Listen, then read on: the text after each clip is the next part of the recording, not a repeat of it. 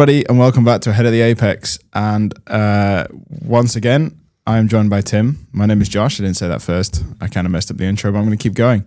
Pleasure to be here. There's Tim. This one's going to be a little bit of a weird episode because there's actually quite a lot to discuss, even though we've only had like 3 races, 2 F1 and 1 MotoGP.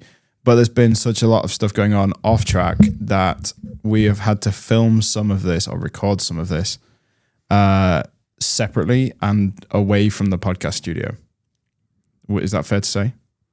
Yeah, exciting times. We have, well, you say that as if we were forced. We thought we wanted to give a raw response to the biggest movie of the year. The best film ever. So we recorded some stuff just when we left the cinema, just to give a raw first impression. Yeah.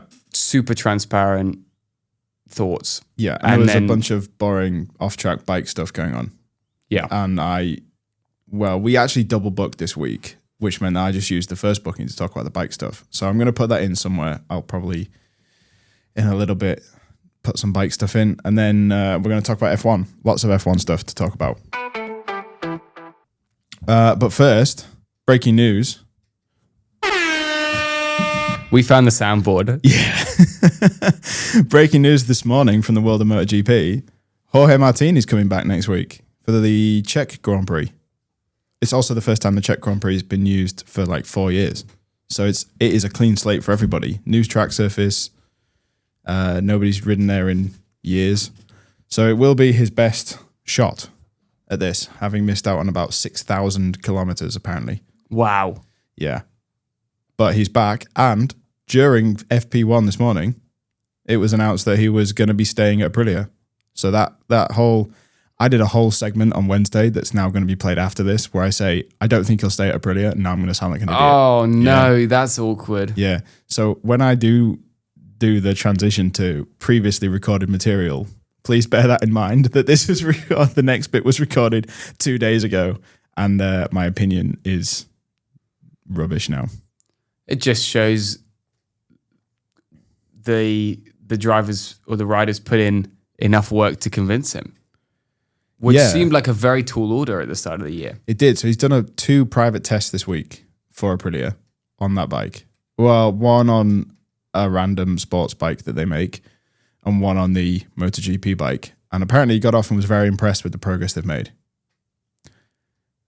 Whether he's staying because of that progress or whether he's staying because he's contractually obliged, I have no idea. And I don't think we'll ever find out. Aprilia aren't like that. They won't. I don't think they'll announce why. Who knows? That was kind of it for the breaking news from MotoGP. Now, here's a bit I recorded 2 days ago about why Jorge Martin isn't going to stay at Aprilia. Definitely not. We're not going to see that. Okay, so we're going to do a little bit about bikes. We're not going to do too much about bikes because all we've really had is the Dutch Grand Prix, which was the same weekend as Austria, so two weeks ago now, and we've got Sachsenring coming up this week. And there's a bit of a gap in the F1, so we're probably going to do a little bit more about bikes in the next episode when we also do like a mid-season kind of review of the F1. But I think we would be remiss if we didn't talk about Jorge Martin, who has been making some more big headlines in the news lately. And that is because this contract dispute business is... I mean, it's taking the piss. Let's be real. I don't understand what his problem with Aprilia is right now, or ever, actually, because the Aprilia has been pretty good. I mean, Bez has been getting podiums with it, and then sort of being the second fastest bike on the grid, which is just ridiculous. But we've covered it quite a lot, but let's really circle back. So Jorge Martin has a bit of a reputation for this. I think that's fair to say. And one of the things he's most well known for is burning bridges. So when he first signed a moto contract, if that's what you want to call it, It was to race for Moto2 team KTM, Junior Red Bull KTM. He was the reigning Moto3 champion at the time, and KTM wanted to bring him in to their stable of academy drivers for the 2019 season. And it's common for academies like KTM to promote from within, and so they had plans to bring him into their Tech 3 team, and then eventually the factory team, and so on and so on.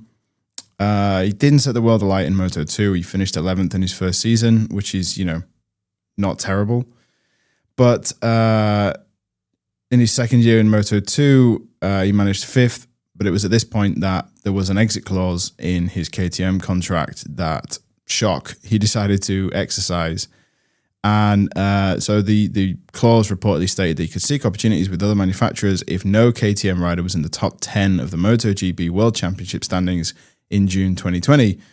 And here's where it gets a little bit controversial, because there was something else that happened in 2020. A little thing called COVID. Some of you might have heard of it. Fundamentally, this clause would be reasonable, right? I mean, there's a performance clause. The team hasn't met the performance, and therefore the driver has the right to exit, just the same as if there were a rider that wasn't hitting a clause, and the team could fire the rider in this case. It's kind of we're not performing well. We don't want you to force you to stick around unless you believe in us kind of gesture from the team. But that clause and the timing of the clause of June 2020 and the global pandemic, that meant that actually the season hadn't started yet. So MotoGP season didn't start until July and ran from July until November. It only had 14 races, much like the F1 season that year. And Jorge Martin exercising his clause is kind of like exercising the clause in the winter break, but because the clause was worded in such a way that it said June, it didn't say mid-season, he had every right to exercise that clause. And at this point, Jorge Martin's manager, Albert Valera, steps in, with whose name is going to become awfully familiar for those who may not know this story already. And he legally and technically broke that contract with KTM and approached Ducati in MotoGP, specifically Pramac Ducati, who are a satellite Ducati team. And it meant that Martin was going to move there for the 2021 season. And, yes, it was probably a pretty good move because Ducati turned out to be the right team. And the Pramac deal was with a current spec bike, and it led to his world championship last year. It took 22 and 23 went to Bagnaia, but realistically the move to Pramac was great, right? So Quartararo, he won his championship in 2021, then Bagnaia 22 and 23, and then he had his sights set on the factory Ducati team. I mean, why wouldn't you? And for a final push, I mean, he went for the World Championship, right? So 2024 was a hugely competitive year between Martin and Bagnaia. The pair won all but 4 races that year, which and ultimately the difference between the two was that when Bagnaia wasn't winning the race, he wasn't finishing more often than not, and Martin wasn't. So he was consistently scoring points, and he became the first independent team rider to win a MotoGP championship in the history of the sport, and the first to do so on the Pramac. So fairly impressive performance, but you would think that would give him the seat at the factory Ducati team, and it just didn't, because there was somebody else also doing a fairly impressive thing on a factory on a satellite Ducati bike last year, and that was Marc Marquez. And he came back from his Honda-related injuries, returned to the sport, and moved to Ducati, to Gresini Ducati to be specific, alongside his brother. And although it was a previous spec bike, Marc's competitive was immediate and met with immense popularity. So you've got this choice. If if you're leading the factory Ducati team that year, you've got this choice of, do I go with this relatively young guy who might win the world championship this year, who is very impressive, don't get me wrong, but he's not a multiple world champion across different generations, and he's not a proven dominant force, and he's not immensely popular with his fan. He's got these dedicated fans, but he's not globally popular. Who am I going to give it to? And of course, well, we know now that they gave it to Marc Marquez. It was rumored that Martin was offered the factory seat and Marc the Pramac seat for 2025, and Marc refused, saying he was getting a factory seat, or that was it, nothing. Ducati didn't want to lose Marc to KTM, and I think it's apparent that they made the right choice. But basically, upon hearing that news, it's reported by the race that they were made. His next decision upon hearing that news was made very quickly and very emotionally. And he basically approached Aprilia within that same day, secured a contract which is supposedly written in English, signed it, and made a big announcement on social media to kind of say, screw you, Ducati, kind of thing. And so signed this rush contract through, and the rest is a bit messy because at the start of this season, he had a huge accident in Sepang in Malaysia, which caused a bunch of fractures in his left foot, a broken finger, and sort of set him back in pre-season testing. And he was supposed to appear for Aprilia at the Thai Grand Prix, but just days before the race, he had another training crash riding a supermoto bike, and this created 4 new fractures, including a complex fracture of the radius and some carpal bones in his left hand and his left heel fracture. So not going to race in Thailand, and a bit of a problem because that sets him back even further. But did recover, had surgery, did recover. Comes back for the Qatar Grand Prix, you might remember, in April. And he's back on his Aprilia and getting to grips with it. And the aim was kind of just to get as much track time as possible because he hasn't had any so far. And that didn't quite work out either, because on lap 14, Martin crashed in the fast final sector, the triple right-handed corner, and was hit by Fabio Di Giannantonio. Not his fault at all, but the result was a collapsed lung, which we reported on a while ago, and 11 broken ribs on his left-hand side. Further fractures to the wrist and further fractures to several other ribs. He was immediately treated in Doha and then had to take a series of low-altitude flights home due to the breathing complications of his injury, and he's been in recovery ever since. But this is where it gets even weirder, because during this recovery, Martin announced he'd be taking this 2-year Aprilia contract and basically exercising an exit clause, despite having only ridden for the team for a total of 14 laps in the duration of the Qatar sprint race. And this has spawned quite a pretty public spat between, so you've got Martin and Valero on one side, and you've got Aprilia and their owner, Massimo Rivola, on the other side. And it's getting to the point where Aprilia has petitioned MotoGP to create a rule change to allow Martin to complete one of Aprilia's 3 remaining in-season test days in some sort of weird attempt to woo him back to the team, which is just weird because, Aprilia aren't doing badly. Bez is doing a great job, and they've got Ayagura, who's also on the Trackhouse, who they could promote next year, and I think they'd have a fairly strong team. Why go through all this effort to try and woo Martin, who clearly doesn't want to be there, right? Because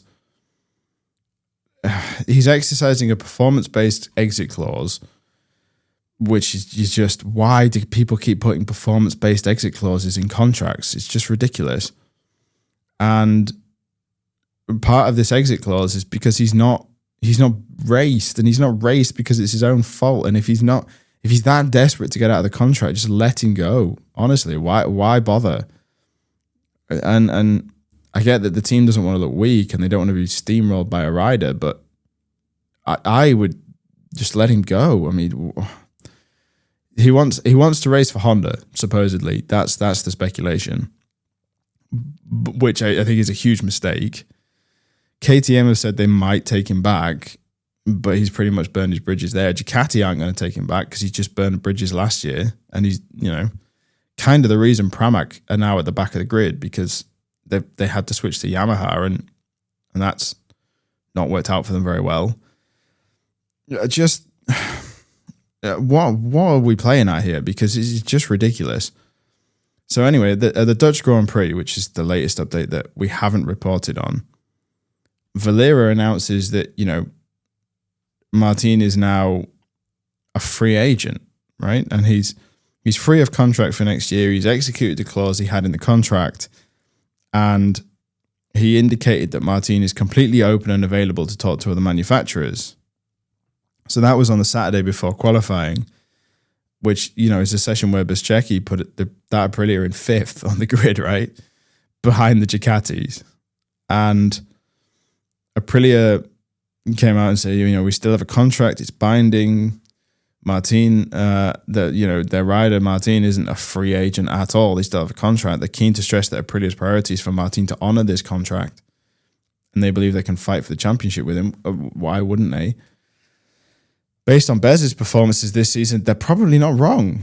I mean, Bez isn't a world championship rider. He hasn't taken a world championship victory, but he has won a race this year, and he has put it on podiums this year, and he has been a solid rider this year for that first time on the Aprilia.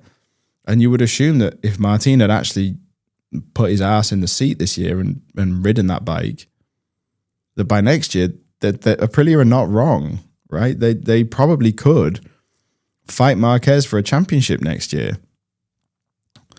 But it gets even weirder, because by Sunday morning, Dorna, who are the current promoter and commercial rights holder for MotoGP, basically came out and publicly backed Aprilia, because they've stated Dorna will not allow any rider to enter the championship with a new team if they are still under dispute with the previous team, unless a clear agreement is reached between the parties or a court rules in the rider's favour. So that's kind of saying that, this is kind of the Oscar Piastri thing. So Martin has a couple of choices, right? He can either shut the hell up and agree with Aprilia that he's going to ride for them next year or the rest of this year and honour that contract, or Aprilia can agree, yeah, fair enough, fine, whatever, go. Who cares? We don't care anymore. That's option number one. That's the least messy option. And that means that, yes, Martin is a free agent, and yes, he can ride for anybody he wants to. Fine. Or Martin loses, takes Aprilia to court. Let's say he takes them to court. Okay, that's option number two. That spawns two other options. So Martin could lose, and Aprilia are correct as writers of this contract in a language that isn't theirs, read by a guy whose first language isn't English. Aprilia could win, and that would mean that Martin will have to race for them. But Aprilia could say, well, why would we want you? Go and sit on the bench. Like, we don't care. This is what you get for kicking off. I don't think they would do that, but they could, and they'd be well within their rights to do so, because this now means that he can't. If he's got a contract with Aprilia, he can't. Or he takes them to court and he wins, but he's not going to get this settled in court really the rest of this season, because we've seen these things go on and on and on, and the team can push back and say, well, we can't devote our time to this while the current season's going on, so this is going to happen in the breaks. We have a summer break where we can prepare, and we have a winter break where we can dedicate some time to this. By which point, Honda can't sign him because he can't race. So it's a lose-lose for Martin. Really, the best option in this is he gets taken to court, he gets publicly embarrassed, Aprilia are correct, and he races for them next year. That's his best outcome from this now, because I don't think he's going to back down and come to an agreement with Aprilia. And I don't think Aprilia are going to back down and come to an agreement that's like, right, fine, go race for Honda. That's fine. We'll see you at the back of the grid. I don't think that's going to happen. And if I were Aprilia, I wouldn't let him either, because they've put a lot of money into this. And kind of his injuries are his own fault. I mean, I feel sorry for the guy, but his injuries are really his own fault, right? He had a crash in preseason testing, pushing too hard. Okay, that happens, right? But his next crash was on a supermoto bike. Why the hell was he riding a supermoto bike just before the start of the MotoGP season as the reigning world champion? I don't understand. I don't. That's entirely his fault. And then that has just snowballed into, not being fit enough to race in Qatar. So he was at the back and then he got run over because he had a crash, because he wasn't fit enough to control that bike in a hot track, in a high speed section of the circuit, on a bike he's not ridden much of this year because he's been injured. So it's just, I'm starting to lose sympathy for it, because this season has absolutely slapped and Martin's not been in it. And that's okay. I haven't noticed. The only time he's ever been in it is at the end of the intro where it shows the current world champion. And I'm not watching that bit. That's time to go and get a cup of coffee before the race starts. Who cares? Fine. And a couple of times they've had to interrupt that bit because some drama's been going on the grid anyway. So who cares? Who cares really? The motorsport is kind of better for not having him in it, because a lot of this drama is getting drowned out by what's going on track, and he's not on track. So well done, Martin. You may have burnt just about every single bridge in MotoGP. I hope it was worth it for that one championship, because, what are you going to do now? It does mean, this Martin drama, that silly season, which is the term given to the time at which all the substitutes are made for next year. Substitutes. What a weird phrasing. That's not really what I would call it. It's a time when a lot of contracts are decided for next year. It's called silly season. Well, I actually don't know why, because really there's a lot of weird contracts going on. There's a lot of rumors, a lot of speculation, and nobody really knows who's signed, even though contracts may have been signed. We've seen it in the past where contracts are broken, they're not worth the paper they're written on. And Jorge Martin's drama adds to this, because now there might be a factory seat at Aprilia, and they look good. So there are 11 teams confirmed for next year. These 11 teams. So we have Aprilia, we have Trackhouse Aprilia, Ducati, VR46 Ducati, Gresini Ducati, Honda LCR, Honda HRC, KTM Factory, KTM Tech 3, Yamaha Factory, Pramac Yamaha. Okay? And currently, so Aprilia have currently Marco Bezzecchi and Jorge Martin. And at Trackhouse, they've got Ralph Fernandez and Ayagura. Now, if Martin goes, they have an open seat.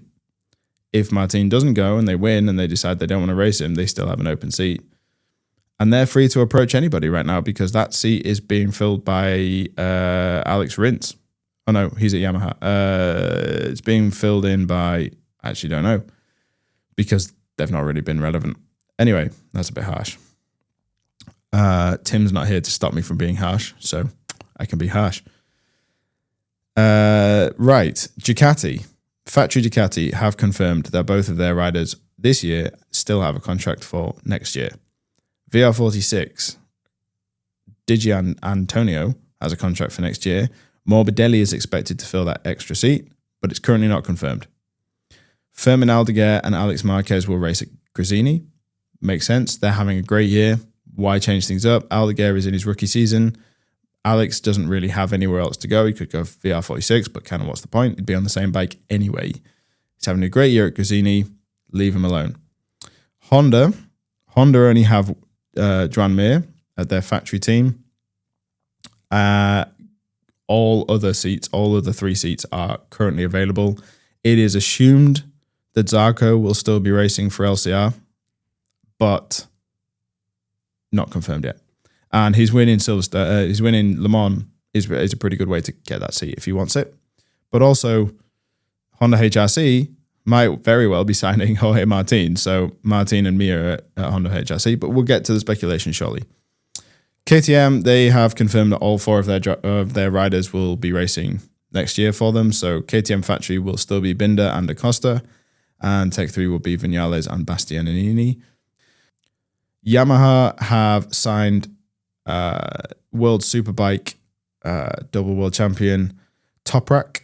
I'm not even going to try and pronounce his last name, but he's coming across from BMW in the World Superbikes to race for Pramac alongside Oliveira. And factory Yamaha is going to be Quartararo and Rins, as it is this year. So, who is rumored to be taking the Honda seats, apart from Jorge Martin? So, it would make sense that Johan Zarco, after winning in Le Mans, would stay at LCR. He's currently in talks with Honda for a ride at HRC, but since both Honda's teams run the same Honda bike, kind of what's the point? But if Martin isn't allowed to go and join HRC, his chances are pretty good because he's been the standout Honda rider of the season. Luca Marini was the only rider to have scored points at every Grand Prix in 2025 so far. That streak ended. It came to an end after a crash in testing for the 8 hours of Suzuka, where he missed a race. Martin could be at that seat. It's unlikely he'll go to LCR, so LCR might be Marini and Zarco, but it's unknown yet. I'm sure that Honda will be one of the last people to announce their rider lineup because of the Martin situation. They want Martin, why wouldn't they? And he wants them. Not sure why he would, but he does. Who knows? The person who is going to lose out here is Somkhat Chantra, who is a rookie who currently races alongside Zarco at LCR Honda. He's in his first season, but his contract is up at the end of the year, and he's struggled this year, and he isn't helped by the lack of pace in the Honda, and he's had arm pump surgery. He's the one I feel sorry for because he's in his first season. He's doing an okay job. Nothing special, but nothing terrible either. And he's now caught up in Martin's drama because there are now 4 riders competing for 3 seats. And let's be real, the rookie's going to get it, right? The rookie's going to lose. Because why would... Zarco's been phenomenal. Marini's been great. And Martin's the current reigning world champion. So, yeah. I think Chantra's going to get it in the neck, but we'll see. Like I said, I expect them to be the last people to announce what their rider lineup is. KTM are locked in, but financially speaking, there is no guarantee that they'll be on the grid in 2026. So Acosta is rumored to be linked with VR46 in case that all goes to pie. Acosta and Rossi get along. It makes sense for Rossi to bring him in. He's quite a talent, but he is part of the KTM program and he is committed to KTM. So that only happens if KTM aren't on the grid. And it's likely that Morbidelli will get the seat anyway because they have to lock that in at some point. And there's no confirmation that KTM will be on the grid at all. And that will come late if that happens. So Costa could end up without a ride. That is if no more manufacturers come in, because it's rumored BMW are coming in with the rule changes coming in 2027 and the cash injection that will be Liberty Media's takeover. So we will see what happens, but yeah, Acosta could be on the move. Okay, a little bit about Assen, because we haven't talked about Assen, the Dutch TT or the Dutch Grand Prix, if you're that way inclined. I mean, what more is there to say? It is Marc Marquez's world, and we are living in it, because what a perfect weekend. He didn't get pole position, but that went to Quartararo, shock. But by the end of lap 1 in the sprint, Marc had jumped Pecco and Alex and made it to the front and was battling with Quartararo and had made it through into the final chicane. That allowed Alex through into turn 1, and the pair just pulled away. Alex didn't make a move, and this has sparked a little bit of controversy because apparently Alex doesn't race Marc the same as he races everybody else. Weird. Not like they're related. But the sprint was pretty good. Bez was making lots of moves. He started 5th on the grid, which was great.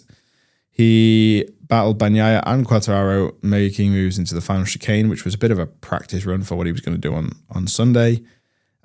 He wasn't able to get within the range needed to launch an attack on Alex, but that didn't stop him. He brought with him Didier Antonio, who was able to get through on Quartararo and Bagnaia. So Bagnaia felt like a stone.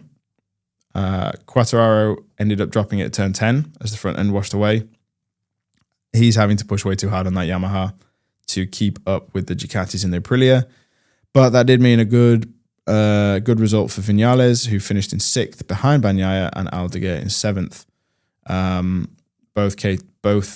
Not both KTM factories, because Viñales is on the Tech 3. So 2 KTM in the points, because Acosta round out the points as well on the factory KTM, and Morbidelli snuck through in 9th to get some points as well. So both VR46s, both Grazzinis, both factory Ducatis, 2 KTMs, and an Aprilia. Then on the Sunday for the big race, it again, just what can I say? I'm running out of superlatives for Marc Marquez. So we mentioned on last podcast episode that Marc was equaling the number of Grand Prix victories with Agostini, who turned up to the race, which was weird. And he did it. So he's now second. He's joint second. He didn't quite have it all to his own way. I mean, Bagnaia got off the line brilliantly, really turned his Sunday around. Quartararo tumbled down the order again, losing out to both Marquez brothers in the opening phase, and it wasn't long before Marc had overtaken Alex, and then Bez made a move on Alex, pulling off his signature chicane move. Acosta made a move on Quartararo, and that brought the fiery Acosta and the fiery Alex Marquez together on track. There was a bit of rubbing into the first section, and then it's a weird one. They both accelerate out of the hairpin. Alex seems to sit up earlier and sort of try and push Acosta over the curb on that little curb before it goes onto the back straight. In doing so, they're both wheeling, and when their wheels drop, Alex's sort of snaps from underneath him, disappears. Down he goes at a very high-speed section. He's since been declared unfit, so he will have to pass another medical test before he's allowed to race this weekend. I haven't seen whether that's gone through yet. I have no idea. Pecco and Marc were at the front battling for quite a while, which was cool. But it did allow Bez and Acosta to close in the gap. And then eventually Marc got through and Bagnaia settled into his usual pace, which also allowed Bez through. And then it was a fight at the front between Bez and Marc. And that was pretty cool because we've not seen anybody be able to stick with Marc for that long. Marc's sort of trademark this year has been tire wear and tire life and pace throughout a race. And Bez held on for all up until the last couple of laps. Pretty good. So that Aprilia is looking very good. Never was close enough to make an attack. Marc used this to defend his brother in the press conference afterwards because, well, if Bez hasn't made a move, then why do you expect Alex to have made a move, and so on and so on. It's a fair comment from Marc, but it is becoming obvious that his brother races him differently. And that's okay. Just own it, right? Mark, Bez, Pecco, that was the podium. Great podium for Bez. Acosta was a close 4th, not quite able to get past Bagnaia. Vinales in 5th, so a good result for KTM. Digia took 6th ahead of Morbidelli. Those two had a little fight into the chicane at the end and sort of replicated the Rossi Marquez incident there. Then it was Fernandez for Aprilia in 8th ahead of Bastianini and Quartararo in 10th. Binder, Zarco, Rins, Miller and Chantra finished out the points. So pretty good. Quartararo dropping like a stone once again, proving that Yamaha has absolutely no race pace, which is a bit of a shame, really.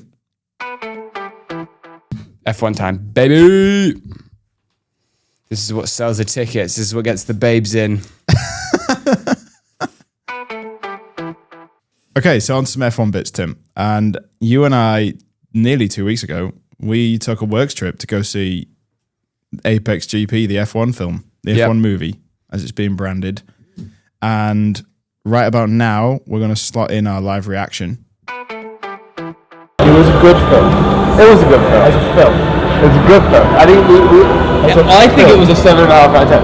As a film, from start to finish, storytelling. It was decent, yeah. The pacing was fine. Jeopardy. The writing obviously sucked.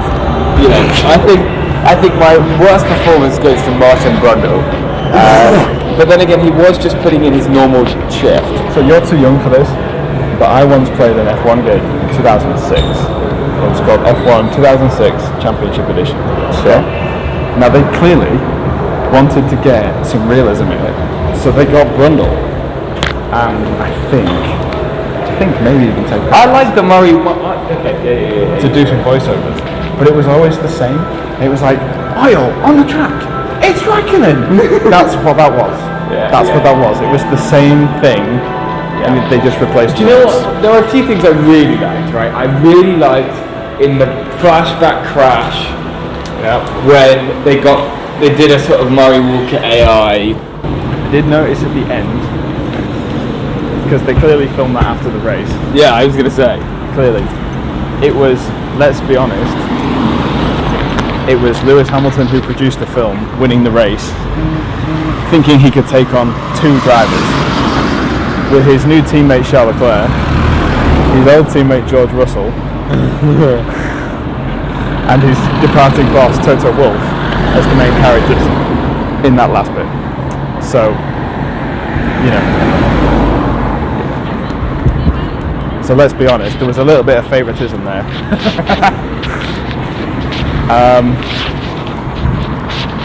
There were just certain elements of Formula One racing that just aren't real. So there were obviously some flaws in the race. Oh, I just love I just love the how many punctures. Right? How many punctures? How many punctures did we see last year compared to how many punctures they showed? I also just thought the decisions to use the safety car versus the VSC versus the red flag. You know, it just an amazing. There was just a lot of weird decisions. I just thought, from a racing perspective, there were a lot of weird decisions. You're right, the safety car VSC thing was weird. That really made me chuckle, especially in the first race when he had an 11-second pit stop and still performed really well, but also managed to pull out 3 safety cars for minor front wing end plate damage. Yeah. And then the red flag was caused by, in the final race, a minor rear wing damage. But in the middle, 2 cars beached in the gravel with a VSC. Yeah, okay. I think let's start from a film perspective. I think it was relatively well paced. I thought it was shot very well. I think the racing was quite engaging. Yeah, as a racing fan, I could tell I could almost tell which drivers it's superimposed onto. I could definitely tell when it's superimposed onto Max, because Max is a very unique in Abu Dhabi where Joshua Pierce was max because of the way he took the last couple of corners. Definitely max, 100% max. But yes, I think it was. Most people wouldn't notice that. No, but from that, I think in the way that they shot and they chose to shoot, it worked. I think it was cool and it was engaging, and definitely when people were battling or shutting doors into corners, it felt like I felt like I was watching a race, so that was good. Yeah, bring people into F1 probably. Yes. Yeah, which I think was the goal. I think the character. I mean, yeah, the script was obviously dog shit, but the characters were fine. See, eccentric team owner, former racing driver. Yes, that tracks. Eccentric. They started from a position where they were believable, which I think was helpful. Cocky rookie. How do you even sum up Hayes' character? Overconfident, nonchalant, experienced driver with clearly years in the game and no stake in the game. Yeah, I think in terms of all that stuff, the narrative around the team having been super unsuccessful for 3 years and then needing a win to save the team. Obviously, and then the whole narrative at the end with the deal and the board guy being pissed that the deal fell through. That didn't really, I don't know. That didn't make sense to me. The team aspect, it really did feel like Lewis wrote this film because with everyone going running together. Yeah, but the team aspect, the behind the scenes of the team bit, right? None of that ever felt real, right? Oh, in terms of the briefings. No, the briefings, yes. I thought the briefings were alright. What do you mean by the deal you've just mentioned. Oh, fine. Plus the business behind the team. It never felt real. It always felt like a driver's perspective on what team deals are. Yeah. Right. Some dude comes to you in a car park and says, "Yeah, I found someone to buy the team." And they're gonna buy the team. That was one thing that. Okay. So, right, again, context of the team. They are shit. They are back of the field. They are shit. By midpoint in the season, which for midpoint in the season is Silverstone. To the point at which they said, "Oh, we need to forget everything completely." There was nothing to take forwards, nothing to learn, nothing to find use in, and then they just went, "Right, what we need to do is we need to battle in the corners." Yeah. So which basically means, which obviously was a hilarious line from the trailer, and we all had fun laughing at it. But what that meant was slightly redesign the edge of the floor in order to eliminate any effect of dirty air. Yeah, if only it were that simple. Because everyone knows that. Well, I thought it was interesting because the upgrade came in Hungary. Well, not even that. The Netherlands. It was placed on the car. It was placed between the wheels. Yeah. And one of the problems when you're in dirty air is that you get a lot of understeer and your front tires overheat. So I like that the upgrade solution was behind the front wheels and the front axle. Yeah. So I thought that was an interesting solution. That was an interesting choice. And they also on about the upgrades. Yeah. Oh, that was a central thing because without the upgrades, they had a sheet box. It is our sheet box. Yeah. I just also love the fact that they were openly like, yeah, she worked at Lockheed. She probably blew some kids up in aerospace at Lockheed. Yeah, nobody ever questioned it, right? Yeah, she was like, I used to work at Lockheed, and then I left my job to come and work for a startup F1 team, and my husband divorced me very quickly. Yeah, he's okay. He's okay with me blowing up anybody and everybody. Fucking, you're going to 9 races was halfway through the year, so yeah, 18 races. Which is obviously a short calendar for the 2023 season. It's weird how Spa was somehow after fucking Japan. And Japan was so late. Yeah. I also thought that the will they won't they between Pierce and Hayes winning, and it was like Hayes was like, "You go and win," and then Josh crashed, and then Josh was like, "Yes, Sonny can win," and I was like, "The fuck? Like, why didn't you make the move?" The whole point was that Hamilton is facing down this unbelievable challenge of two drivers, and neither of them want to make the move, and then Hayes goes, "You know what, I'm going to make the move so that Josh can win," and then Josh crashes and is like super pumped that Hayes can go and win despite being reluctant to make the move to then just like narratively didn't really make sense. No. I think in a way it would have been better if Joshua won. Yeah. Because Sonny completes the arc, he saves the team, and you know, fine, they acted like a win was a championship. Because he was like, "Oh, you know, I won the race in Abu Dhabi. I can now go into the desert and continue my flirting with different women series and whatever." So, I mean, yeah, but my standout performance goes to Martin Brundle for his just terrible commentary. Truly awful. And really a missed opportunity. Slightly worse than usual, which I was surprised by. Because that was their opportunity to bring F1 to the masses. That's kind of their job, you know? Yeah, and Crofty sounded weird as fuck. Yeah. I don't know why they mixed his voice so much. Yeah. That was odd. Brundle was like, yeah, Brundle. I don't know. Maybe I'm just being a dick, but I just feel like everything that Brundle said either made no sense from the point of view of. Yeah, it's because they were trying to also commentate, but also explain Formula One. But they're explaining a fictional scenario that would never exist in Formula One anyway. Yeah, which was just like super. It was just super. Yeah, exactly. Yeah, like you're right with the punches. There was like a million punches, and the positions that they kept putting themselves in, you know, were hard to explain. Fair enough, fair. But yeah, I don't know. He was annoying. Just weird, right?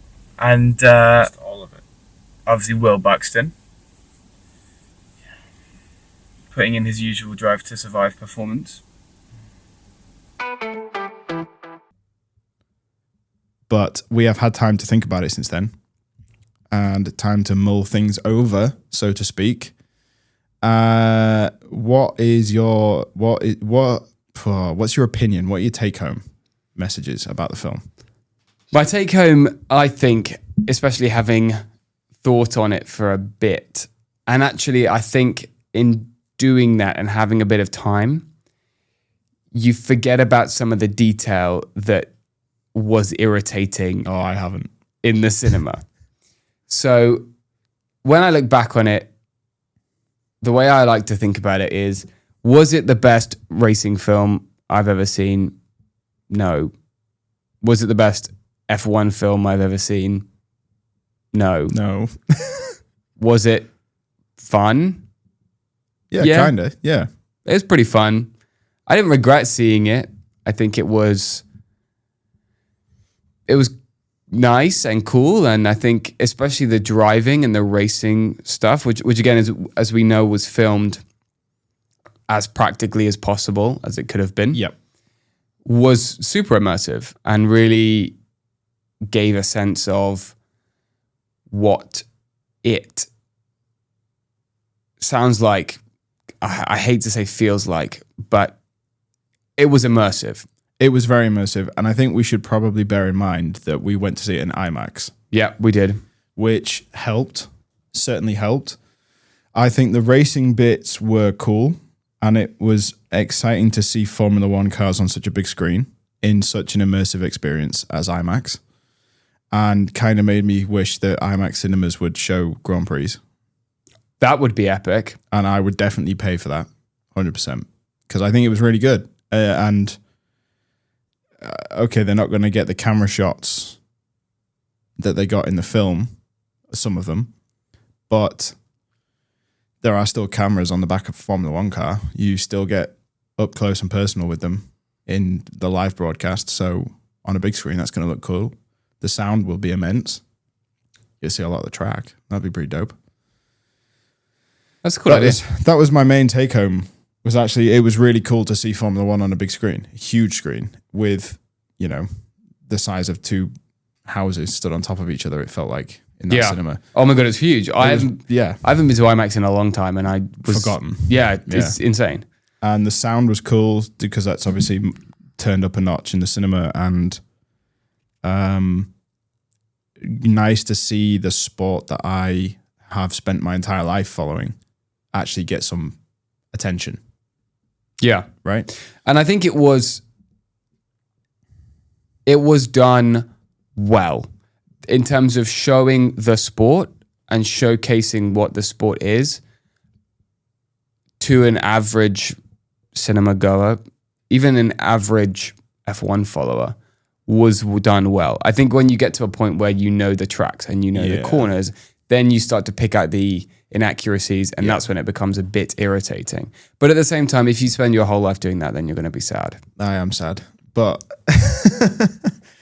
I agree. I think they did a better job than Drive to Survive. Yep, for sure. Getting across what the sport was. For sure. Is. There were obviously some liberties taken. You and I have joked a lot about punctures.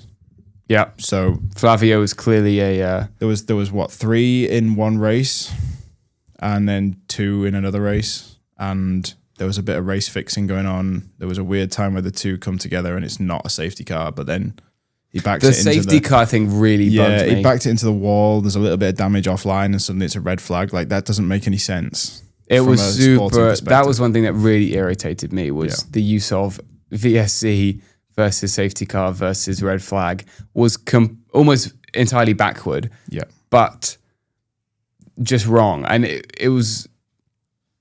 just felt obviously completely fabricated to benefit the story, which in of itself was pretty poor.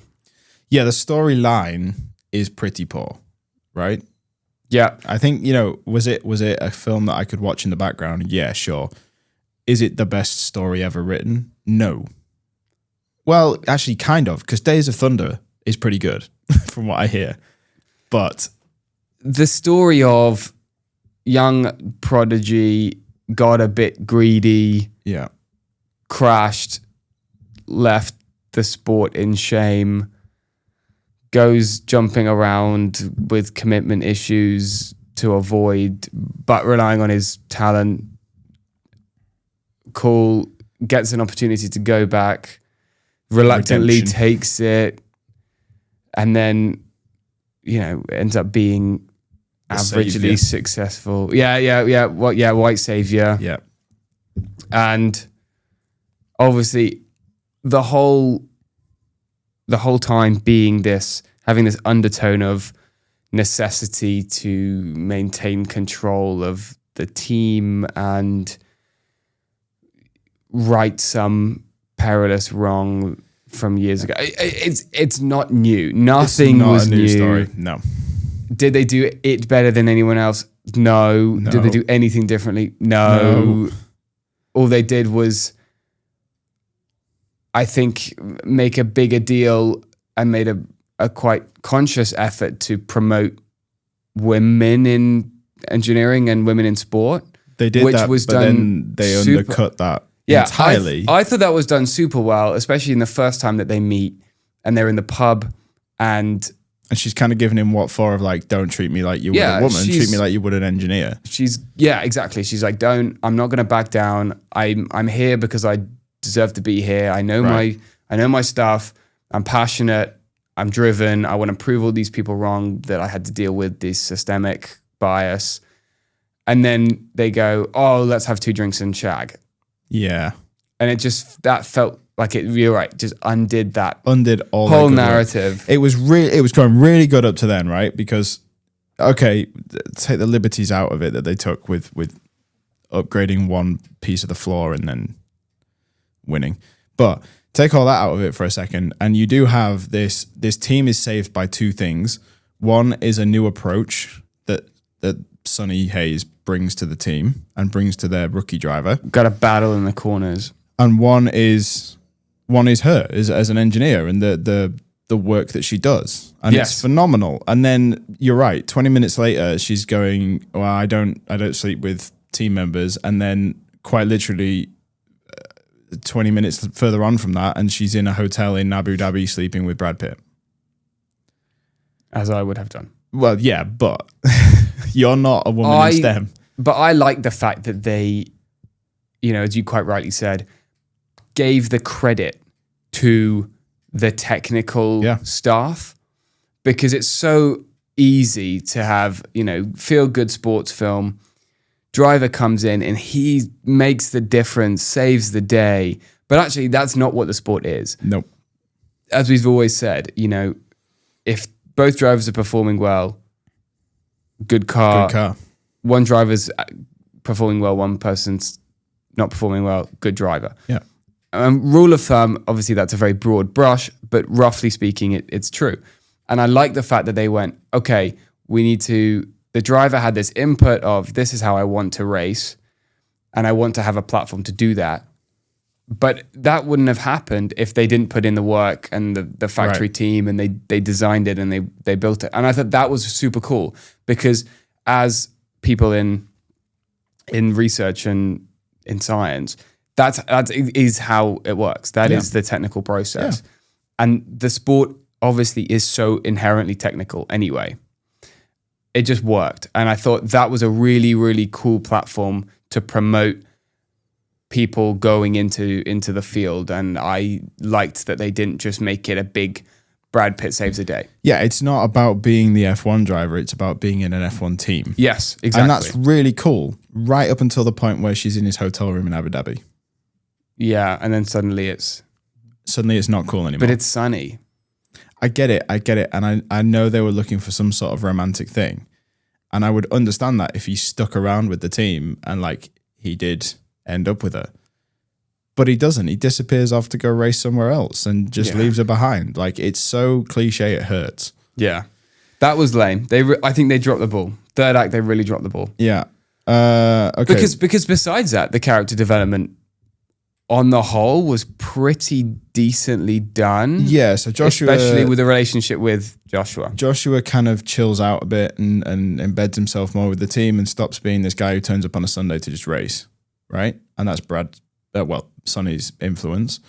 Sonny kind of learns to get over his fears, kind of.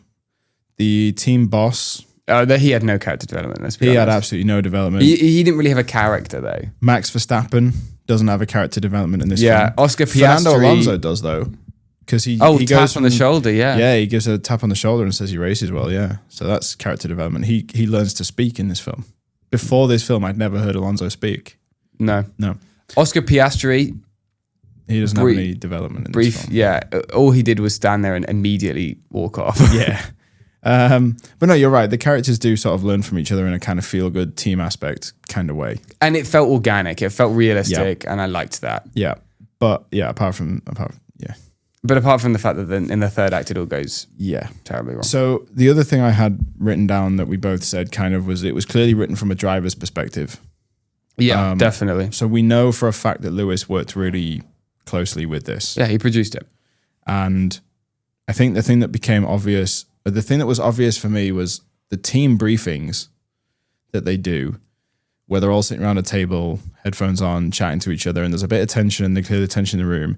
We've seen that in Drive to Survive, and we've seen that in real sort of broadcast footage of the teams having these meetings, and that felt real. The only thing that didn't feel real about that is that in the background on the TVs, there are F1 cars on track, and why the hell are they in a meeting if there's F1 cars on track? Apart from that, I believed all of it. There was a point for chaos, and they could have blurred it more, but there's a point where like Max is driving around Silverstone and he goes fastest in whatever session it was, and it was very obviously Max Verstappen, and they could have just blurred it out. There was no need to have the TVs on. Why were the TVs on? They were in a meeting. There was a little bit, and I just thought that's a weird choice because somebody's made that choice. Yeah. There was no need for a TV there. Somebody made that choice. And then what did we put on the TV? Oh, I know. Let's put the F1 on. That's a good idea. And nobody went, but we're supposed to be an F1 team. We are in the F1 race. And therefore we should be out on track during this time. It just felt weird. And it wasn't even like they made a big deal out of it being Q3 or something and they just weren't in Q3. It was like pre-race meetings. Yeah. So it was just weird. The team running side of things, we've kind of already commented, felt a bit unrealistic. So like the one upgrade, yes, it was a nice focal point for the female engineer and just for the engineering team altogether. But one upgrade doth not a winning car make. Yeah. Right?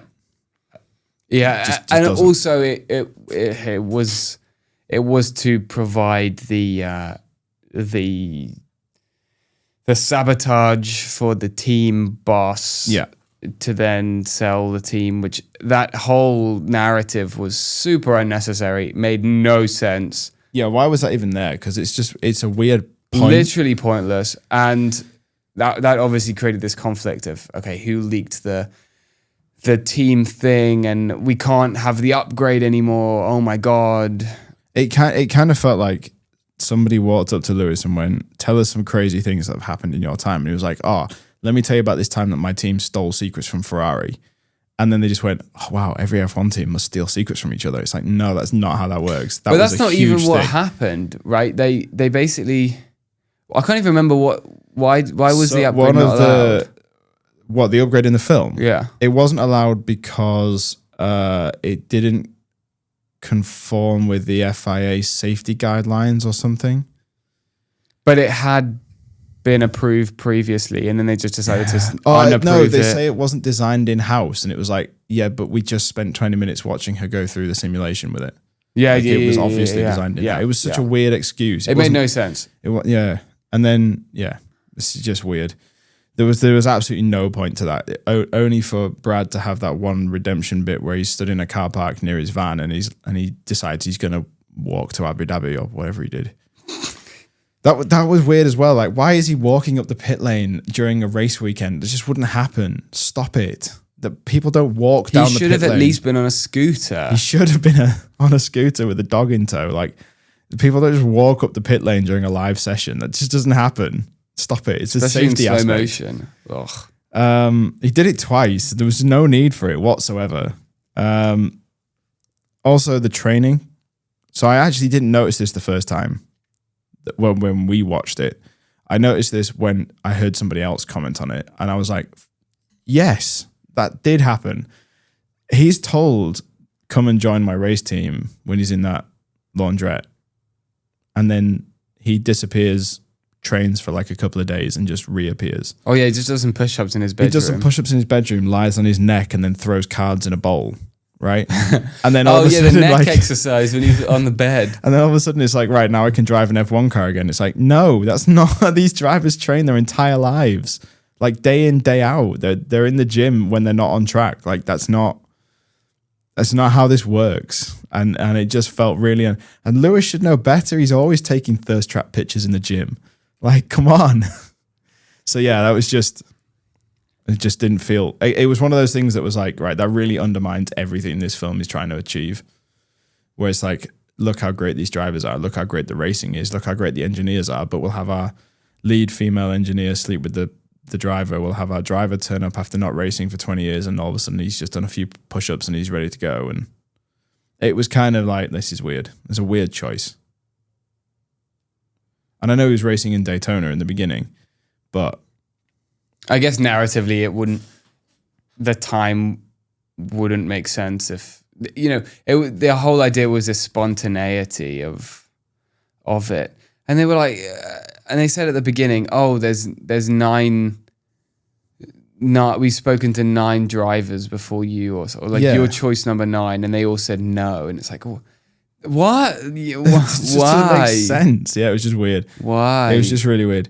So there's a couple more nerdy bits. I'm going to get them out because I am a huge nerd. And I know you're going to say none of this makes a difference, but into the average viewer. To the average viewer, none of this makes a difference. But this film wasn't just for the average viewer. They kept saying it was for Formula One fans. They did make a big deal about how... I am a lifetime Formula One fan, so this film was for me as much as it was for anybody else. Yeah, right? no. I'm not trying to discredit your thoughts. I'm just trying to say, to judge it to the average. Yeah, so if you're an average F1 fan, pretend I didn't say any of this, right? Movies require reshoots. It happens. And quite often, those reshoots can go wrong. I'm thinking Superman when he had a mustache for the reshoots and they CGI'd it off his face. Oh, yeah, that was rather awful. than just Poor have him Henry. shave it. Yeah, it was weird. The problem with a film like this is when you've got real life sporting events going on, you can't just say to the F1 circus, sorry guys, can you just come back to Silverstone and do that scene again because we've messed up. Can you all line up on the grid the way you were, and can you do the formation lap the way you did it, and can we get the fans back in and whatever, like 6 months later? You can't just do that. So the reshoots happen over multiple years. We know that they were at Silverstone at least twice, and we know they were at Abu Dhabi at least twice. The problem is with Formula One is that the teams change and the drivers change and the liveries change, and it's super obvious. And the way they got around it was they just made Alfa Romeo disappear in both bits of Silverstone, because obviously Alfa Romeo in 23 became Kick in 24, right? Is that the right way around? Yeah. It was Alfa Romeo Sauber with Bottas, then it was Kick with Bottas. And they went from being like red and black to black and green. And it would have been super obvious. And like McLaren ran a silver livery last year, but they didn't the year before. And it's like, I'm watching it and I'm going, yeah, but I know that those are 2 different years. And I know that because I know what the cars look like. Yeah. And that's not even that hard to spot. The other one, which again, I didn't spot at the time, and I have since done some research because once I noticed that these problems were happening, I was like, I wonder what else they've missed. There's a whole thing at the beginning, which feels really unnecessary, where he's racing in the 24 Hours of Daytona, right? There was absolutely no need for any of that. That was a choice. They could have missed off that and just shown him as a young Formula One racer and started the film there. So they made this choice. In the film, they show that it's something past 11. Yeah. Right? Have you seen this? I've seen this. Right. When he's racing, they set the fireworks off. They don't set the fireworks off until 10 p.m., which means the fireworks would have already gone off. So that was, again, just a really unnecessary bit to put in. And I didn't spot it, but there have been some proper like IMSA fans who have noticed this. And it's just, if you're making a film for the fans, you need more attention than this, right? You need way more attention than this. And I think this is where Rush did it better, because Rush did pay attention to stuff. The one redeeming thing, and I didn't write this when I wrote the article, I didn't record this when we watched it because I hadn't seen this film, but I watched Gran Turismo, as I said to you earlier, the other night. And there's a whole bit at the end of that where they're racing in Le Mans, and it's not Le Mans, it's Hungary. So at least this film, the Apex film, at least they got the tracks right? The racing was good. The racing was spot on, the best bit of the film. So at least for racing fans, the racing is good. Yeah. Yeah. So let's get back to the actual calendar. We have left Sonny Hayes behind. He's chilling. Miss him already. Somewhere in his van. But F1 went to Austria. Red Bull's home race, of course, last year was the first instance of the Max Lando title fight drama. The first time they've really come together. Yeah. Yeah. So a lot of build up. Max bails out of qualifying. So that storyline quite quickly dies. And Leclerc splits the McLarens. He does. So Lando on pole. This was quite dramatic because it was then pressure Piastri for making a move on the Ferrari quite quickly in order to not let Lando just drive off. Yeah. Because it's all about slipstream in Austria, right? It is. That is the whole 3 DRS thing. zones. Yeah. 3 DRS zones, super quick track. Very few corners. And he did that into the first corner, made the move on Leclerc, and what we had, or what we were treated to, was a good chunk of racing between the two McLarens, proper racing. No team orders, none of this stuff. 2 very quick cars pulling away, but allowed to fight. Yeah. And that was really cool. That was really, really cool to see. And especially in this first stint, there was a lot of squabbling and a few overtakes, a few re-overtakes. Really exciting. And it kind of all climaxed in Oscar locking up a little bit and nearly colliding with Lando, at which point I think McLaren stepped in and went, right, let's all just calm down a bit. Yeah, so I have the picture here, and it is, I mean, locking up a little bit is an understatement. He is, from this angle, he is inside Lando. Yeah. Like, it was close. And at that point, they calmed down. But there were a few interesting strategy. He's told to calm down. This is what I mean. Yeah. McLaren intervene, and which is a bold move for a team that claim they let them race. Yeah. To then step in and be like, especially when don't race that hard. And the championship leader is the one in second. Yeah. At the time. Yeah. But it was interesting because then came the first round of pit stops. Yep. And this is where I feel, or, you know, it wasn't an I feel. They made a decision that they were going to let Oscar extend, build an offset, and essentially repeat what happened at the first stint, in the final stint, with Oscar charging on fresher tyres toward the end. Yeah, it was almost what they did in Hungary last year, where they pitted Lando on an offset strategy and he ended up jumping Piastri in the race. It was almost that to begin with. And it's weird because they obviously don't want to pit Piastri and give him an undercut, but Piastri clearly had better tyres despite being the one following. So what we were robbed of, at least in the second stint, was a race. A good race. Yeah. And they did that. Lando pit, I think 4 laps, something like that. It was something like 4 or 5 laps before, yeah. Definitely a substantial enough number that it would have made a considerable difference toward the end of the race with lower fuel. And kept on driving around. But for some reason, when the second set of stops came round, they just pit Oscar the lap after Lando. So there was no advantage. So just totally killed the offset. And by that point, he's got a 6-second gap to Norris ahead. Something like that, 5-6 seconds. And they're on the same tyre life to the end of the race in the same car. And that to me felt like an odd strategy because, not because of the fighting at the beginning, not because of the team positioning on track on the championship, but because they made the decision in the first round of stops that we're going to put an offset strategy and we're going to build an offset and we're then going to have Oscar charging toward the end. Yeah. And then they just pulled back on that. And I think it's difficult to understand why. Well, I think, actually, I think it's really easy to understand why. I think it's really difficult to see why they're now making a decision that way. So it's really, to ask why, it was to stop the fighting so they get a 1-2. That's super easy to see that. Sure. Why they're now making a decision over who they prefer is a different story, right? Because they've made a choice there to say Lando's going to win this race. There was no way Lando was not going to win that race. Even with traffic, Oscar couldn't get close. You've got a 6-second gap built up now, which is the 4-5 laps on old tires versus new tires, and then they're on the same tire life with roughly the same fuel load. They're roughly quite evenly matched pace wise. I would have said more advantage Piastri in this situation, but not by much. What's he going to do?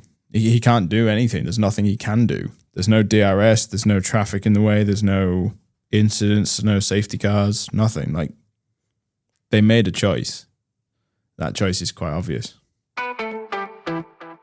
So despite McLaren really taking the weekend by the scruff of the neck. There was another team that had a very notable time in the Alps, and that was a little team called Kick Sauber, who for the whole year have been little to nowhere.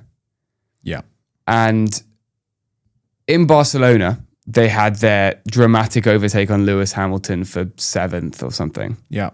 And this came after a few upgrades that were delivered for that race. Well, it's funny you should say that, because we've just spent a good 20 minutes criticizing the F1 movie. But actually, Kick Sauber made one minor floor upgrade in Barcelona and have since been on a point streak greater than that of Red Bull. Yes, they haven't yet won a race, but There's time. that's the next one. Clearly, the progression, Spa is next. as indicated by the F1 movie, that is the progression. So Hulkenberg P1 next week. Yeah. Hell yeah. But were definitely coming into the season always looked on as being comfortably last. Yes. Everybody was like that. It's that a banker green dustbin is year. At the end. We're going into 26 with the Audi takeover. We just want to survive. Yeah.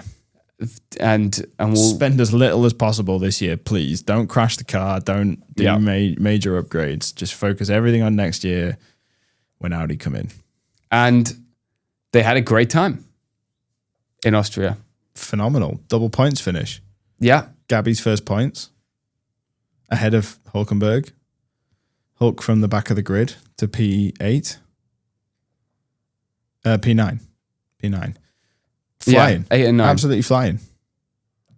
And their most successful weekend, not just in 25, but for a while. For a long time. More successful that weekend than Red Bull, because obviously Max had his DNF. Yeah. Due to Tsunoda was the Kimi. last. Again. And Poor man. yeah. So who'd have thought Kick versus McLaren to the end of the season? Not me. I didn't have it on my bingo card for 2025. Definitely not me. And they then went on and solidified this at the British Grand Prix. They sure did, Tim. And not just because they had an unbelievable qualifying, out of position, something happened. Hulkenberg is in P19. Last on the grid because Colapinto started in the pits. P19. And Hulkenberg, after 260 something races, 39. 39 races, just, And 15 years. which is unbelievable, despite his, rookie pole position, Yeah. finally gets his podium. He does. Finally gets his podium. And I stood up. I don't know about you, but you did say on this very podcast, when Nico Hulkenberg gets a podium, I will be in my Sunday best. So were you in your Sunday best? I did put a suit on. Brilliant. Brilliant. I want to see it on the We'll put it on the Instagram. Instagram. Yeah. We'll put it on Instagram. I didn't even see the McLarens cross the line. I was too busy watching Hulkenberg cross the line. Yeah, And it was listening epic. And listening to Crofty do what Crofty does best, which is the big moments. Yeah. Yeah, I mean, you're absolutely right. That this year alone, Hulkenberg 7th, 15th, 16th, DSQ 15th, 14th, 12th, and 16th. And then the floor upgrade comes in. So Australia is a bit of a blip. Well, it was because it was in the wet and it was everyone chaos, crashed. And as Jeremy Clarkson said last year, the old guys do better in the wet, and it's true. So Spain, 5th, 8th, 9th, 3rd. The Bang. last 4 races. He's outscored Red Bull. Just him. He's outscored Red Bull.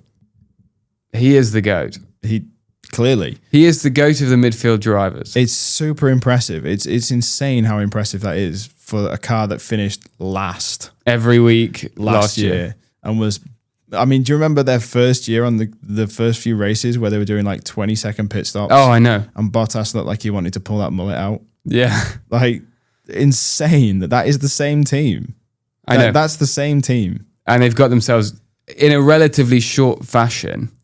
Maybe it's because they need to win a race. Otherwise, they lose control of the team. Maybe they'll lose control of the team and Nico Hulkenberg will sabotage. The guy, Mattia Binotto, will sell the team to an investor and leak secrets or something. I don't know. Yeah. Yeah. But it's epic. It's so epic. And so deserved. It was. And I think for a lot of people, people understand the hype. But I think for people who don't follow this sport intently or haven't for a long time, Like I had a friend message me and say, "Oh, that's nice that Hulkenberg got a podium," but I know for a fact they've been only watching for like 6 months. For me, I was like, "That is 15 years in the making. This is very special. This is a special moment." Because you're right. In his rookie season at Williams, he took a pole position at Brazil, and then a couple of years later at Force India, he was in a podium place and crashed with Hamilton, which was entirely Lewis's fault. Then he moved to Renault. Then the one that springs to mind there is the Hockenheim incident where it was super rainy, and if you went wide at the last corner, you were on the drag strip and you were in the barrier, and we saw just about everybody do that over that race weekend. And then he left, and everyone was like, "Well, that's the end of Nico Hulkenberg. I guess that record will stand forever." But he came back, replaced Vettel and Stroll and Perez at what is now Aston Martin over a few races. Came back at Haas, and everybody thought, "Oh yeah, it's okay." And he was all right at Haas. I remember saying some good things about him last year, but he was destined for Audi, and we thought, "Yeah, he'll wait this year. They'll just stay at the back. Why would they bother this year?" And then we're exactly the halfway point through the season, and suddenly they're on the podium. He didn't even know what to do, did he? No. And bless the team. They didn't have any champagne. They didn't have anything to celebrate with. And the Astons and the Mercedes guys came in and they brought them celebratory Prosecco or something. So apparently they only had 2 bottles of champagne in the whole Kick Sauber hospitality unit. And they dropped one and sprayed the other one when he crossed the line in the garage, so that when he got back from the podium, they didn't have anything. It was, I like, when he went into the cool down room and Lando brought his helmet in, and he's like, "Why do I need that? Like, I've finished. I've finished the race. What do I need my helmet and for?" It's actually a great question. It's actually really valid, because what is the point? Why do they do that? They do, because I know they do the thing in qualifying where they bring the box out and they put the helmet on.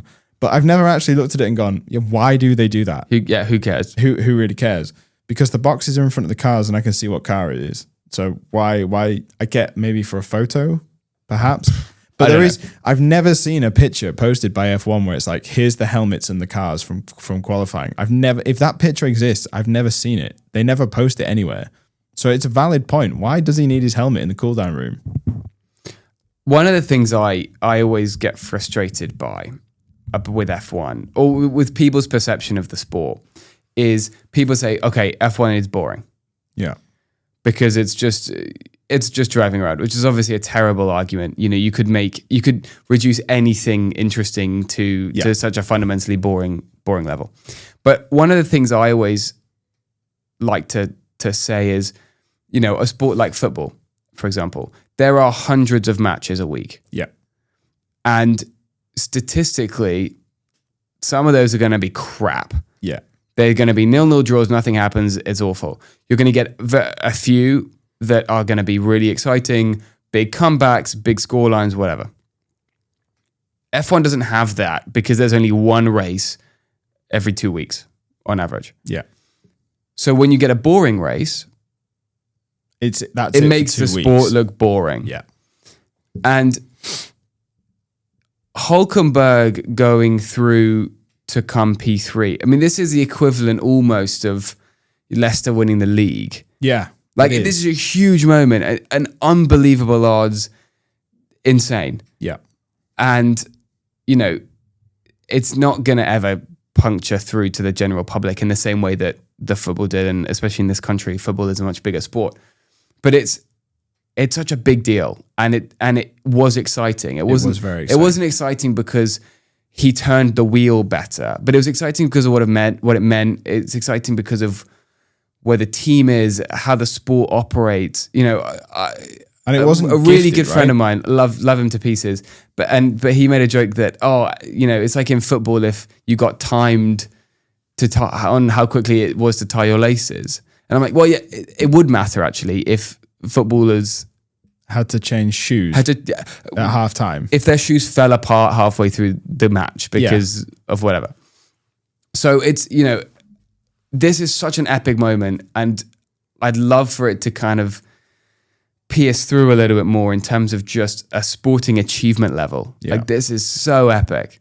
And again, as we were speaking about earlier, this goes back to the team as well. We talk Hulkenberg, but the decision to put him on softs for 2-3 laps in the middle and jump everyone else that was struggling on intermediates and things. Like there was so many elements to this result, and it's so interesting when you break it down from afar. So what you need to do is go and watch. So Formula One put up 3 videos about this. So they put up a beautiful 2-minute 39 video for 239 races of Nico at Silverstone crossing the line and the celebration and whatever else.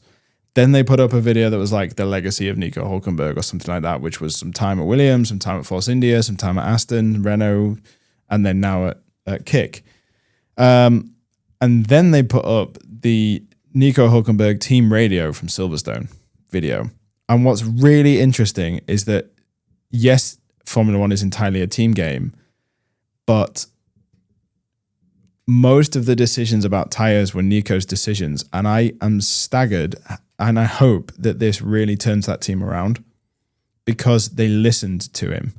When they were like, oh, well, we think we're going to put dries on now. And he's like, absolutely not. It's not ready. Like, the whole last sector is soaked. Like, there's no way.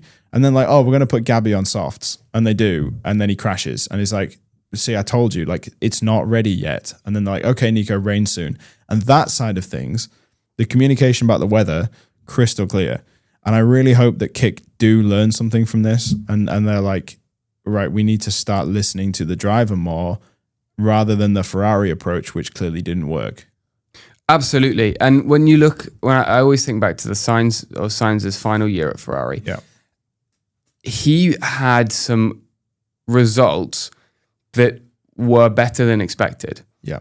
And normally that was because he made a decision. Yeah. And they said, we're pitting. And he said, no. He just simply didn't drive into the pit. Yeah. And Charles got burnt a lot because he didn't defy them. And it affects him now. And Lewis as well. Well, yeah. We always used to look at Lewis's tyre choices at Mercedes and go, oh, that's a great tyre strategy. Lewis must know what he's doing. But actually, for however they did it, I still have no idea. Mercedes were the ones making the tyre call, because you can see that when they moved to the next gen of cars and their car wasn't the best car, they were still making those tyre calls, but they didn't have the pace to pull it off. And Lewis was questioning the tyres all the time. And why have you put me on these tyres? And even at Ferrari now, when they say box, he says, yeah, sure. Or he's like, no, I don't want to do that, but still comes in anyway. Like, nobody's forcing you to drive in the pit lane. If you think it's okay, you're a 7-time world champion. Yeah. You just don't drive in. No, they don't have remote control of your steering wheel. And they're like, oh yeah, we'll just turn you into the pits and put the pit limiter on. That's not how this, like, the optimum strategy at Austria. Why did they keep saying that? This is the optimum strategy. It's not. Just do what you want. You've got a huge gap. Try something. Like, stop. Why are you doing this? Yeah, and they do as they're told. Yeah. Jump how high? Like, no. Say no. It's okay to say no to a pit stop. And I feel like most, or at least the times that, and maybe it's because it's worked, but the times that drivers do defy is a dramatic word, but decide to make the decision themselves, it pays off. Yeah, usually. I feel. Usually. I mean, I can think of a couple of bold calls by Mercedes, like the 2021 Spanish Grand Prix or whatever, where they were like, right, we need to undercut, we need to do it now. And they tell him in the final chicane, and then he has to chase Max for the entire race. And they put Max in a position where he couldn't pit. And that was a bold call, and it was the team. But yeah, most of the time when drivers make the call they know what they're doing. They can feel it. They can feel it, right? There's only so much that a tire deg simulation can do. Yeah. Versus sitting in the 1,000 horsepower beast. You know, Red Bull used to talk about how Vettel would decide his tire strategies while he was 20 seconds up the road in his Red Bull era of domination, right? And he'd be watching the screens and asking about where people were and trying to figure out pit stop gaps. And also, like, good drivers will tell you when it's time to pit, right? Or when it's not time to pit, or when they feel like they can do it. I just don't get this whole, we'll do as we're told attitude. And clearly it worked for Nico. Clearly, right? No, it's time to stay on the inters. And then they're like, a couple of hours later, oh yeah, Gabby's in the wall and it's raining. Like, yeah, I told you. Like, But it's epic, and wish him the best. It'd be awesome to see him. Well, so based on the Apex GP timeline, okay, so he's going to win. Yeah, so yeah, they get their upgrade in Silverstone, and they win in Abu Dhabi. So no, but their upgrade got taken away for a bit. Oh, it did. So they're going to win before the end of the year. No, it was the same. It was one. They were taken away overnight, so they weren't allowed to compete in qualifying. And then they appealed. Oh no, it was a few races, and they had to prove that the documents were forged. Okay, so based on that, Nico will get a win in Las Vegas. Yeah, which would be absolutely epic. Hell yes, crazy times. Yeah, exactly, and then he can have sex with his race engineer. I hope he's ready. Okay, Tim. So some big news this week, literally 2 days ago. Just as I had finished recording my earlier segment about MotoGP, it was announced that after 20 years, Christian Horner is leaving Red Bull. We're really getting exercise out of the soundboard. Sorry, the Max Verstappen fan group are here. Let me try that again. Christian Horner is leaving Red Bull. There we go. This came out of nowhere. This honestly took me by surprise. I was at my desk in front of my laptop. It popped up. Christian Horner is getting sacked. It was I think it was the BBC that got there first. Don't know how F1 didn't get there first. We were like fifth to the story, just saying, because it popped up immediately. We beat F1 on this one. Good. Which was pretty dope. This really caught me by surprise. I didn't think this would ever come. Really? Yeah, well, I mean, we've spoken about it before, right? And we sort of said if there was a time to get rid of him, it was last year. And they didn't. Yeah. So why have they done it now, kind of thing? It was effective immediately as well. It was just bye, see you later. It wasn't like you've got 10 days. Firing squad, yeah. Yeah. It's not the summer break, which is a weird time. It is the midpoint in the season, but it's not the summer break, even though they've got 3 weeks off. Or 2 weeks off.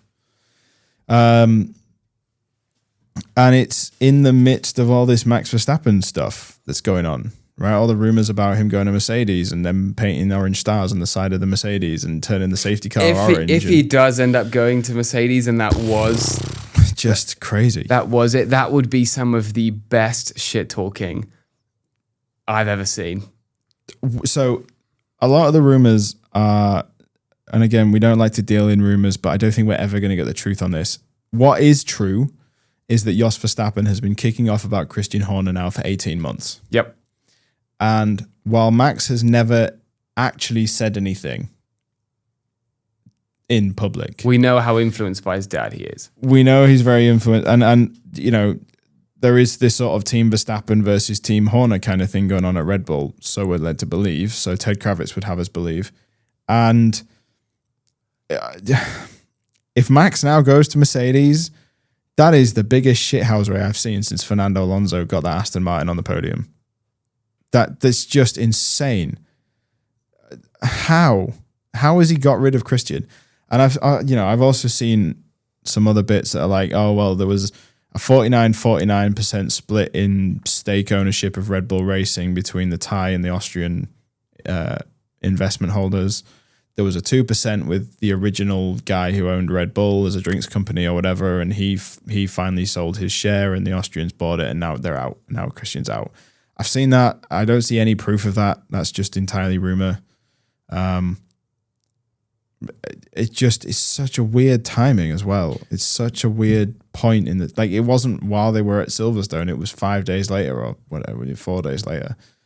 It also was, Horner never made the statement. Horner didn't make the statement, and apparently spoke to Sky F1 on Tuesday. Everything fine. Then Wednesday morning comes around, sacked. Like, it's just weird timing. Yeah. But he's gone, and you know, he obviously there was the controversy that he was cleared for with this inappropriate, controlling, coercive behavior. Yeah. Which happened last year. Which we can't say much more about. No, because it never really came out. because it was all handled internally and Yep. everything under wraps. But he was, just to take a kind of quick overall on his career, he has been immensely successful. Yeah, I actually, the celebration, the clapping noise at the start of this segment was entirely satirical. I actually admire Christian Horner for what he's done at Red Bull. Yeah, because he took phenomenal. what was at the beginning, let's be honest, a Jaguar team running Ford engines or Cosworth engines that was shit. Yeah. And a bit of not a joke, right? A joke is harsh to say that, but No, they were a joke. I know you were only a baby when Red Bull came out. yeah, but they came into the sport not to be in the sport. They wanted to sell energy It was a drinks. marketing ploy. I mean, you must have seen the Monaco livery that they ran, where it's like Star Wars and. Hell yeah. That was epic. Yeah. Best livery ever.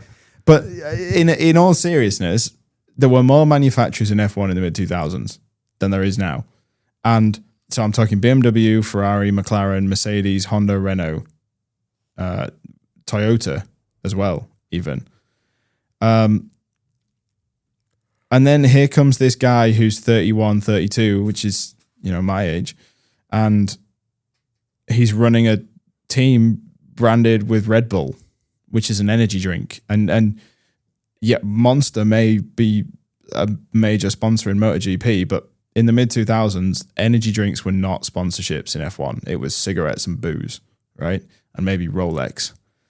It wasn't an energy drink, and it's very common to see now, right? Everybody's BWT is a water. You've got Monster sponsoring Lando and used to sponsor Mercedes. Pretty sure there was what was the black and gold Rich Energy on the Haas a few years ago. Like, it's very popular now for drinks companies to sponsor sport.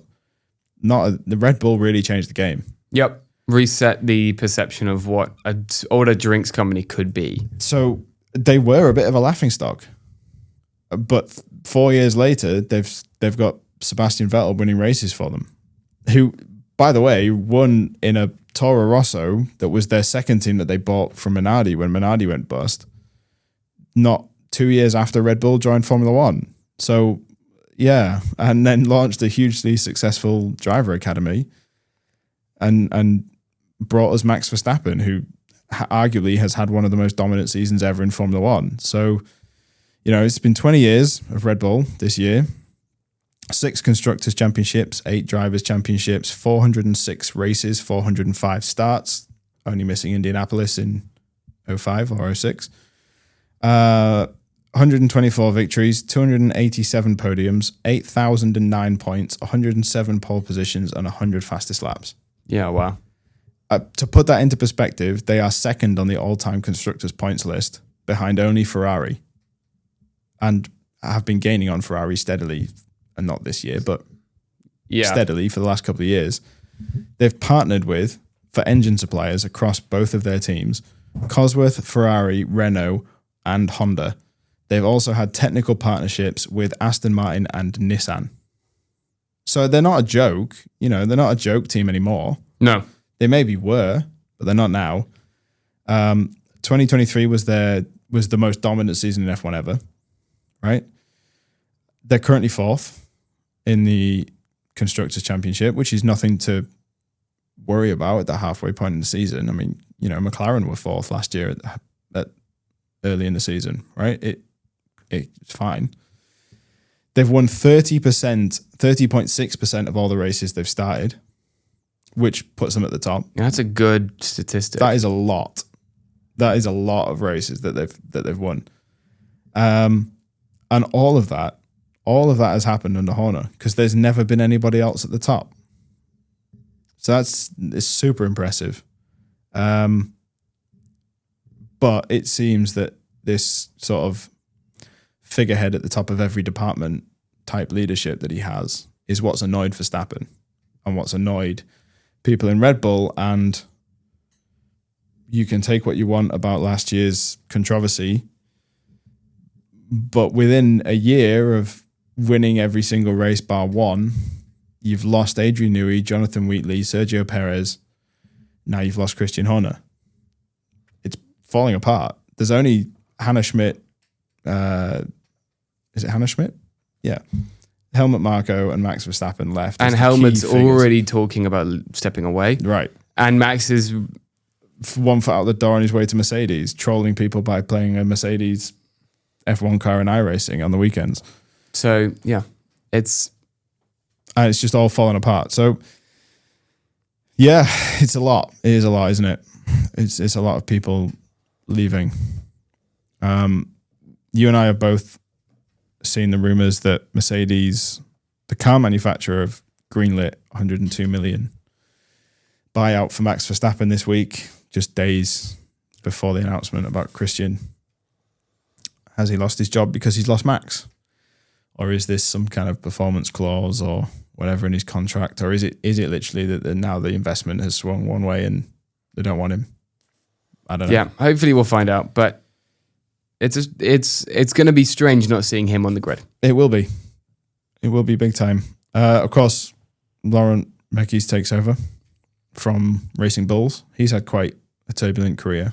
I'd like to do a little piece about him at some point because he's been at just about every team as well. Yeah. We'll talk about him. Hugely experienced, as is his replacement at Racing Bulls, Alan Permain. So I saw somebody put together a few clips of Alan Permain, and he's the one who used to be at Renault when Kimi was at Renault, and he was the voice in his ear, and he's the one who shouts at him in India where he's like, "Kimi, get the fuck out of the way," and he's like, all right, I'll do it when I have the chance. Leave me alone. He was also at Renault during the Alonso time, which really, takes me back. So he was at Renault when Red Bull launched. And there's a really great clip of Australia where he's shouting at Giancarlo Fisichella and he's like, "Okay, Giancarlo, that last lap was shit. Basically, you're 2 seconds a lap slower than Fernando. There is absolutely no excuse for this. It's time to turn it around now at the first race of the season." So, these Stakes two used to be... I mean, look, who's 2 seconds off their teammate? Yeah, right. So I think we're in for a good time with those two now at the head of the teams. Yeah. No, it'll be fun. But what's going to happen to Horner? Rumor has it he's going to Ferrari, but I don't see him making the move. I mean, I don't know how old his kids are now, but he's fairly settled in Oxford, right? Oxfordshire. Could get a job at Aston Martin, maybe. Or maybe he's going farming with Clarkson. Or maybe he's going to go to Alpine and work with his old buddy Flavio. Whoa. Just saying. They're very much like for like, those two. Yeah. But exciting. Maybe he's finally going to restart his racing career. Because, of course, he was a failed F3 driver. Christian Horner.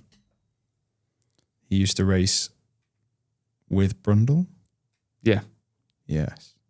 And Senna. Yeah. Really worked out well for him, didn't it? Anyway. Arguably more successful than both of them when you look at statistics. Yeah, he scored 8,000 points. How many points has Martin Brundle scored? Brundle. You know what I mean? So, yeah. Speaking of Brundle, just before we end, because that is the last thing. Oh, we didn't talk about him in the movie. We didn't talk about him. He was in the movie. He sucked in the movie.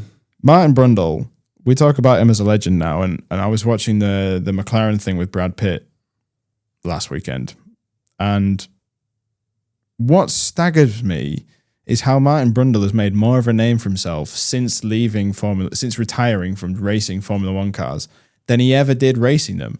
I'm fairly certain he's driven more F1 cars. He's driven more laps in F1 cars since retirement than he ever did during his racing career. He's always going like, "Oh yeah, I got to drive that Ferrari, or I got to drive that McLaren, or I've driven the Mercedes." And it's like, "Have you, Martin?" And then you see videos and you're like, "Shit, he actually has." Like, yeah, like wild. How does he do it? He was at Goodwood the other day with Ollie Behrman racing around in old Mercedes F1 cars. Like, what? How is he doing? He's 60 odd years old. What is he doing? What else has he got to do? He's in good shape, Yeah. Yeah, his and Crofty's commentary in the film was... Well, I don't like their commentary anyway. I think it was better than it is live. Yeah. I'd love to just be offered a stream that's no commentary, but still engine audio and crowd audio and team radios. I just wish they could do that. You can do it with, if you're a Sky Q or Sky Glass customer, you can push the interactive button to on your Sky remote. On your Sky remote, and you can access the 20 drivers on boards, but you have to be on board with them the whole time. Yeah, which I don't want to do. No. But you can do it. You can do it. It's pretty nice. My favorite part is in qualifying when they show the qualifying lap. No commentary. No commentary, pure racing noise. Oh, it's epic. That's my favorite bit of the weekend. Yeah. Right, we're going to end it there because we have an environmental meeting to go to. But lots of, I think next episode is going to be spicy, even though we're not going to have a ton of racing in between. I think we're going to get some answers to these kind of breaking stories. Well, so the next episode will fall during the MotoGP summer break and just before the Belgian Grand Prix. So I wondered whether it was worth us getting a guest on to talk about mid-season review of MotoGP. Yeah, we should do. That's a good idea. And then the next one after that will be during the F1 summer break, and we get another guest on. Look at us. To do the F1 mid-season. We've got some fun collaborator ideas. Even though both seasons are front-loaded, and we actually have a perfect opportunity now to do a mid-season review of Formula One. But then we're going to be doing a mid-season MotoGP one during the second half of the season. I just don't think it will work. Yeah. So I think we do MotoGP first. Sure. Cool. Well, we'll see you all next time. We'll see you soon.